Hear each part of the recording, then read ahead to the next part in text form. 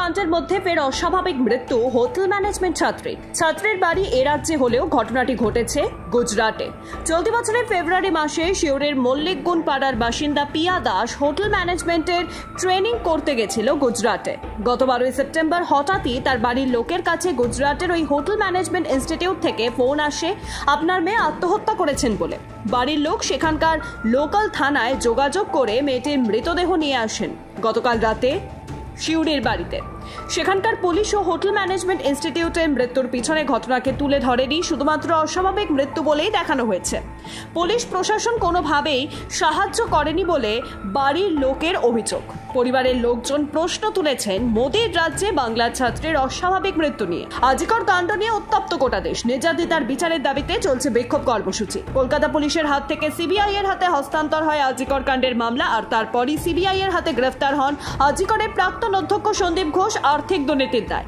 আর এবার শনিবার নির্যাতিতার নির্যাতন এবং খুন মামলায় গ্রেফতার হন সন্দীপ ঘোষ সিবিআই এর হাতে। ইতিমধ্যেই কয়েকটি চিকিৎসক সংগঠনও সন্দীপকে সংগঠন থেকে বরখাস্ত করেছে। আর এবার বাতিল হতে চলেছে সন্দীপ ঘোষের রেজিস্ট্রেশন। কিন্তু কবে? প্রশাসন সূত্রে খবর চলতি সপ্তাহেই বাতিল হতে চলেছে সন্দীপ ঘোষের রেজিস্ট্রেশন। মেডিকেল কাউন্সিল সূত্রে খবর গত শুক্রবার সন্দীপ ঘোষকে শোকজ করা হয়েছিল। টিউশন পড়তে যাওয়ার পথে নির্যাতনের শিকার এক নাবালিকা। ঘটনাটি ঘটে মহারাষ্ট্রের কোলাপুর জেলায়।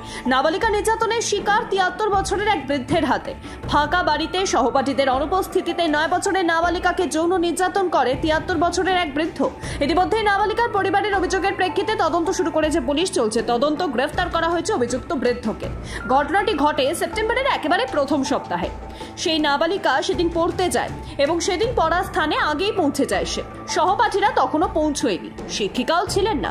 বৃদ্ধ শিক্ষিকার বাবা ফাঁকা বাড়িতে আচমকাই নাবালিকাকে অন্য একটি ঘরে ডাকেন, আর সেখানেই তাকে নির্যাতনের অভিযোগ ওঠে বৃদ্ধের বিরুদ্ধে। পরে নাবালিকার থেকে খবর পেয়ে পুলিশে অভিযোগ জানায় পরিবার। আজিকরের মামলা নিয়ে উত্তাল গোটা দেশ। নির্যাতিতার বিচারের দাবিতে দিকে দিকে চলছে বিক্ষোভ কর্মসূচি। আর আজ সুপ্রিম কোর্টে ছিল আজিকর মামলার শুনানি। সুপ্রিম কোর্টের পক্ষ থেকে এর আগেও সতর্কবার্তা দেওয়া হয়েছিল নির্যাতিতার নাম এবং পরিচিতি যেন কোনোভাবেই প্রকাশ্যে না আনা হয়। কিন্তু সেই দাবিকে নস্যাৎ করে আজিকরের ঘটনা সম্পর্কে গুগলে সার্চ করলে উইকিপিডিয়ার পাতায় দেখা যায় নির্যাতিতার নাম।